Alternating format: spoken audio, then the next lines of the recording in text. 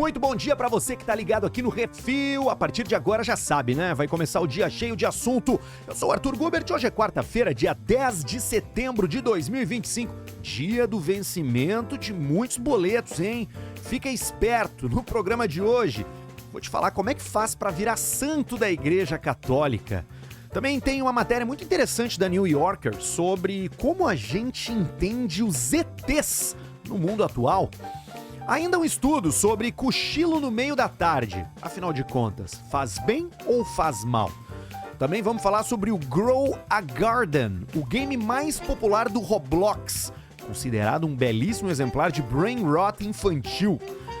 E para fechar, a habilidade mais desejada no mercado de trabalho hoje é a inteligência emocional. É, meu amigo, o programa hoje tá bom demais. Antes de entrar nos assuntos, deixa eu fazer o refil do meu café.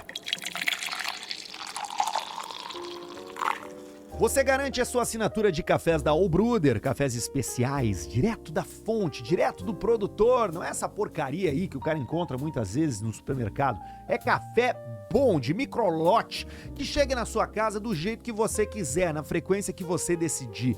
O link para assinar tá na descrição do episódio e você usa o cupom REFIL para ter o seu desconto. Mas vamos lá, começando com Igreja Católica, Santos, canonização. 2006, vou dar um contexto inicial, tá? Porque em 2006, um adolescente italiano chamado Carlo Acutis morreu aos 15 anos, né? Ele foi vítima de uma leucemia. O Carlo era filho único, apaixonado por computadores, videogame, futebol, tinha uma vida comum, mas usava a internet de uma maneira a difundir a fé, né? Chegou a fazer até um banco de dados ali online catalogando milagres eucarísticos pelo mundo todo. Acabou sendo conhecido como padroeiro da web e acabou de ser canonizado. Virou santo, Carlo Acutis. A fama dele começou em 2020, né? Quando ele acabou sendo beatificado. Depois que um menino brasileiro foi curado de uma doença rara no pâncreas. Um milagre atribuído à intercessão do Carlo, que tinha morrido já, né? Em 2006. Em 2023 apareceu um novo milagre, que foi uma cura inexplicável numa jovem da Costa Rica e acabou abrindo caminho para o reconhecimento oficial da santidade dele. Ano passado, o Papa anunciou a sua canonização, se tornando então o primeiro santo millennial da Igreja Católica, um jovem do século XXI, conectado na internet, que mostra que santidade é possível aqui e agora. Por conta dessa notícia aí que circulou, né? Eu fui atrás aqui de saber como é que é o processo para você se tornar santo, né? Na Igreja Católica. Então vamos lá, canonização é o nome do processo oficial pelo qual a Igreja Católica declara que alguém é santo. Significa entrar para o cânon, por isso que é canonização. O que é o cânon, né? O cânon é a lista dos santos reconhecidos oficialmente, que garante que a pessoa possa ser venerada publicamente em toda a igreja. O processo atual segue normas estabelecidas, atualizadas pelo João Paulo II. Envolve várias fases, tá? Primeiro delas, você precisa ser reconhecido como um servo de Deus. E esse processo começa com uma investigação detalhada sobre a vida da pessoa. Se ela passa por essa fase, ela entra na etapa do venerável, que depois de estudar a fundo a vida, as virtudes, a igreja pode declarar que ele viveu de forma heróica a fé cristã, e aí passa a ser chamado de venerável. O terceiro passo é a beatificação, que para ser considerado beato, você precisa ter um milagre atribuído à intervenção desse venerável, que acontece só depois da morte, ou seja, não tem beato vivo. Mártires, em alguns casos, podem ser beatificados sem exigência desse milagre, que são as pessoas que morrem em nome da fé, né? E a última etapa é, de fato, a comprovação de um segundo milagre, que aí faz com que a pessoa seja reconhecida como santo, sendo canonizada, né? E o caso do Carlo Acutis, esse menino italiano aí, mostra como esse processo se aplica ainda ao nosso tempo, né? A santidade deixou de ser vista como algo exclusivo de figuras distantes lá da Idade Média, do início do cristianismo. Tivemos um F5 no número de santos da Igreja Católica com a entrada do Carlo Acutis nesse processo. Vamos sair da igreja e vamos para os ETs. Porque quando a gente pensa em alienígenas, a imagem mais comum vem daquela cultura pop, né, do cinema. Seres com braços, pernas, olhos, meio parecido com a gente até. Mas quanto mais a ciência avança, mais percebemos que essa visão é muito limitada. A vida fora da Terra pode existir em formas completamente diferentes e talvez a gente não seja nem capaz de reconhecê-la. Nos últimos anos, esse debate ganhou fôlego, com relatórios oficiais sobre os chamados UAPs, né? Objetos, fenômenos aéreos não identificados, né? Unidentified Aerial Phenomena, UAP, que substituiu o OVNI, né? É um novo nome agora. A Marinha dos Estados Unidos divulgou vídeos de objetos misteriosos. Vários pilotos, né, que antes não podiam falar, vieram e deram depoimentos em audiências no Congresso dos Estados Unidos e até leis foram propostas para obrigar a liberação dessas informações. Só que nada disso provou que os extraterrestres estiveram por aqui, mas tornou o assunto mais aceitável dentro da academia, da política e da imprensa. Segundo cientistas, o que está faltando hoje no mundo das discussões sobre ETs são dados de alta qualidade. Porque vamos lá, né, velho? Todo mundo tem uma câmera no bolso. E já faz uns 10 anos que as câmeras de celular são boas. Apesar disso, por que as imagens continuam sempre sendo uns borrões? Coisas mal filmadas? E vamos lá, se os governos tivessem escondendo essas informações tão monumentais, como manter isso em segredo por tantas décadas?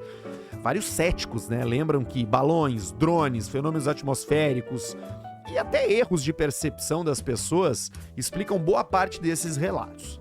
Mesmo assim, a pergunta persiste. É plausível que não estejamos a sós? A resposta científica é que sim, porque afinal a galáxia tem bilhões de planetas e a vida se adapta aos lugares mais extremos aqui na Terra. Por que não se adaptaria em outros lugares espalhados aí pelo universo, né? Só que isso não significa que os nossos vizinhos consigam cruzar essas distâncias envolvidas. Para percorrer só até a estrela mais próxima, hoje nós, terráqueos, com a tecnologia que temos, precisaríamos de dezenas de milhares de anos. E por trás das especulações está também uma questão de motivação. Por que é que os ETs iriam querer vir até aqui? Que desculpa eles têm, né? Recursos naturais, segundo cientistas, são muito mais fáceis de obter em asteroides que estão voando por aí. Por conquista de território, se fosse o caso, já teria acontecido, né? Algumas pessoas sugerem que eles têm curiosidade científica ou até turismo intergaláctico para a Terra. Talvez a gente seja para eles como insetos, que eles observam de longe. No fim das contas, a chance da gente já ter sido visitado por extraterrestres é considerada muito pequena pela maior parte da comunidade científica. Algo abaixo de 5%. E a maioria dos avistamentos provavelmente se explica por causas terrestres. Mas o fascínio permanece, né? Porque ao mesmo tempo que ainda não temos evidências sólidas de alienígenas, a gente também não tem prova de que não estamos só. E essa mistura de ceticismo e imaginação é que mantém viva a busca pelo outro no cosmos. Tem essa história, né, de que a gente começou a falar de extraterrestres ali no final da Segunda Guerra Mundial, com Roswell, e muitas coisas nos anos 50, muitas séries de extraterrestres nos anos 50 e 60, né? Agora, isso também está associado ao medo que as pessoas tinham dos próprios ataques russos. A tecnologia desconhecida, a ameaça que vem de outro lugar, as explosões espaciais por armas hipermodernas. Então, assim, eu acho que boa parte do que a gente acredita por extraterrestre pela cultura pop foi criada para que a gente tivesse medo dos russos, no caso, os americanos, né? Então, assim, eu acredito em ET. Acho que estão por aí. Mas duvido bastante que eles já tenham vindo pra cá, viu? Tenho certeza que todo mundo já passou por essa aqui, ó. No meio da tarde, o corpo tá pedindo um descanso, aquele cochilinho rápido que pode ser tanto a salvação quanto uma armadilha, né? Porque vamos lá, o cochilinho recarrega as energias, melhora o humor, dá clareza mental, mas se for longo demais, se for mal cronometrado, né, pode atrapalhar o sono da noite e te deixar meio grog. O cara acorda parecendo que não acordou, uma coisa estranha, né? Isso acontece porque o sono não é igual o tempo todo. A gente tem fases de sono leve e fases de sono profundo. Agora sobre cochilo, ó, anota aí. O ideal é cochilar só o suficiente para descansar, sem cair no sono pesado de ondas lentas, que deixa a mente lenta ao despertar. É por isso que especialistas recomendam as power naps, sonecas curtas de 10 a 20 minutos, preferencialmente entre 1 e 2 da tarde, que é quando o nosso relógio biológico naturalmente reduz o estado de alerta. Cochilar depois disso, ou por muito tempo, pode roubar o sono noturno. Para algumas pessoas, como trabalhadores em turnos, pilotos, médicos ou atletas, cochilar é uma forma estratégica de desempenho. A NASA, por exemplo, descobriu que um descanso de 26 minutos pode aumentar em até 54% o estado de alerta. Já para quem sofre de insônia crônica, as sonecas podem ser as inimigas, porque reduzem ainda mais a vontade de dormir à noite. O segredo do cochilo tá no jeito.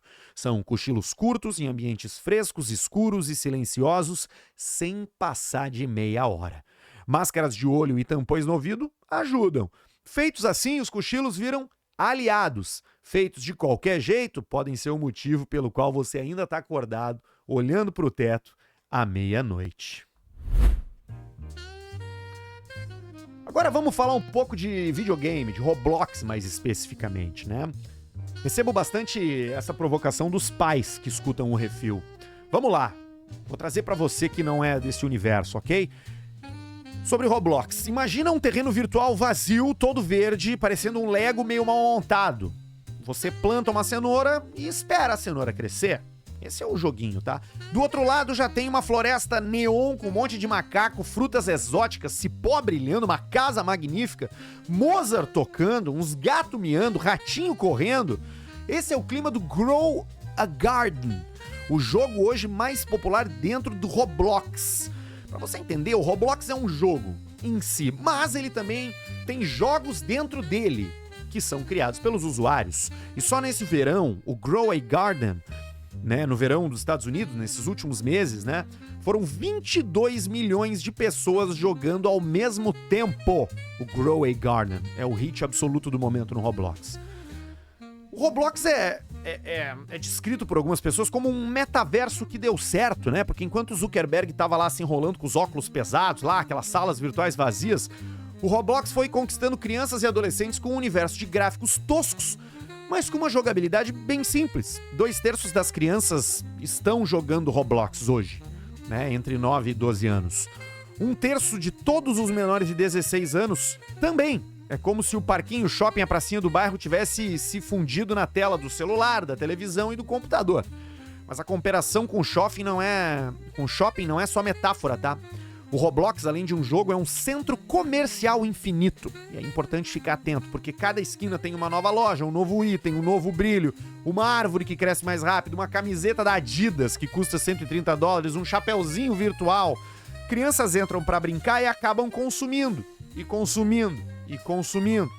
Não é à toa que a empresa vale 90 bilhões de dólares sem nunca ter dado nenhum lucro, né? Só que nem tudo é inofensivo.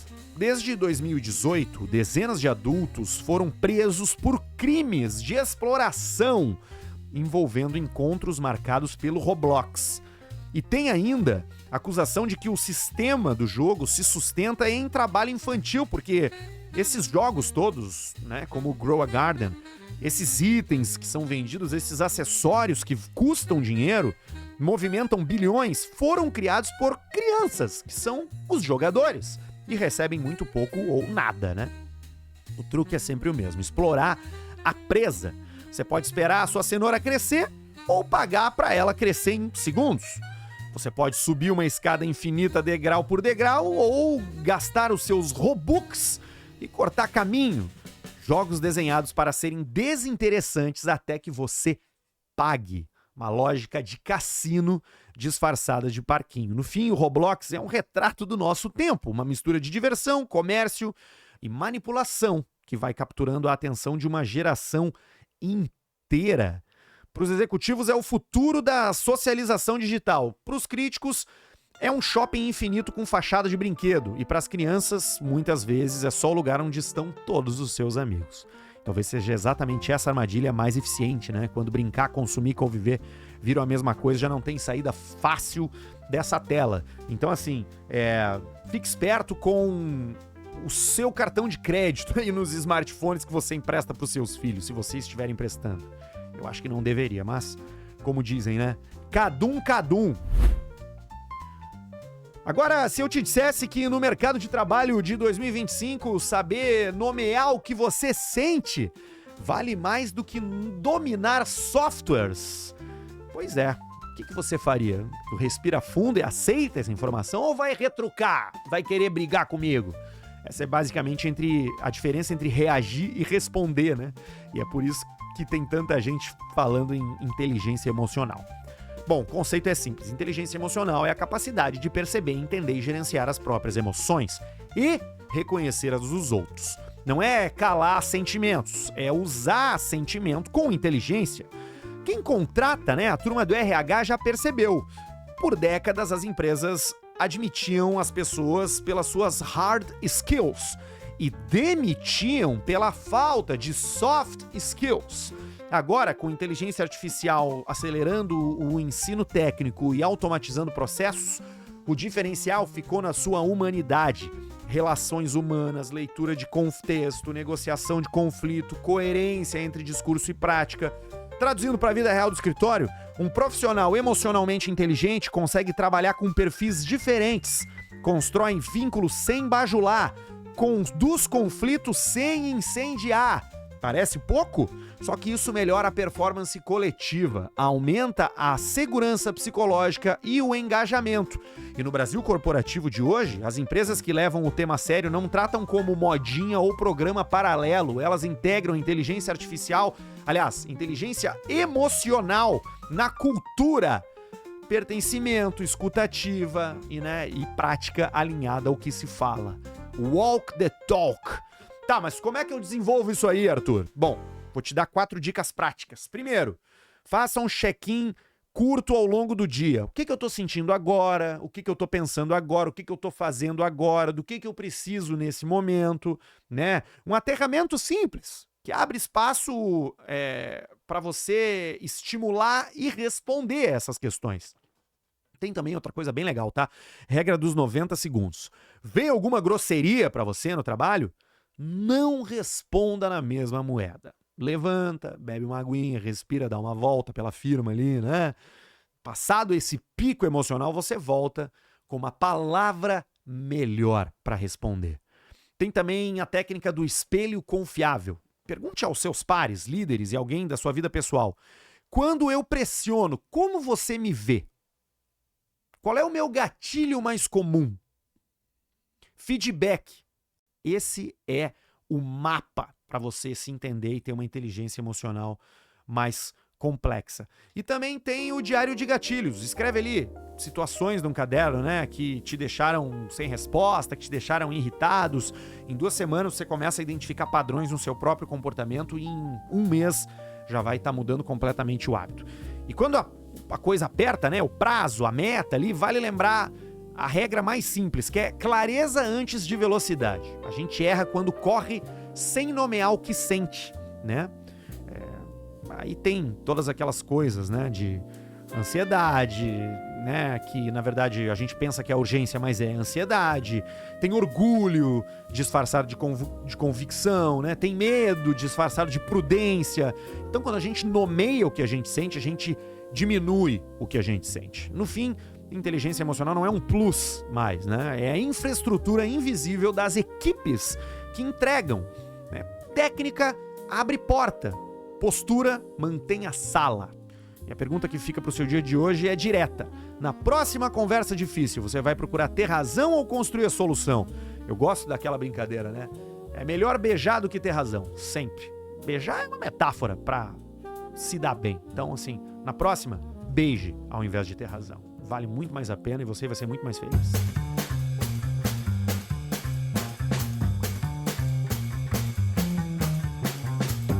Muito bem, esse foi o Refil de hoje. Todos os dias, de segunda a sexta, 6 da manhã, no YouTube e no Spotify. Tô tentando botar nas outras plataformas. Uma galera pede no Apple Podcasts. Estaremos resolvendo isso com o setor de tecnologia aqui do Refil. Você se inscreve no canal Refil Podcast no YouTube, dá o like ali, fica ligado em todos os episódios que entram diariamente. A mesma coisa no Spotify, vale você dar 5 estrelinhas, comentar, eu leio todos os comentários, também compartilhar com os seus amigos. No Instagram é @refilpodcasts, para você ver os cortes que são postados diariamente. Eu sou o Arthur Gubert, amanhã eu tô de volta para que você comece o dia cheio de assunto. O Refil não é um noticiário, ele é uma revista diária que aprofunda em histórias que fogem do óbvio, para você ter bastante assunto no grupo da família, no cafezinho do trabalho ou no encontro de hoje à noite. Amanhã, bem cedinho, a gente se fala. Tchau, tchau.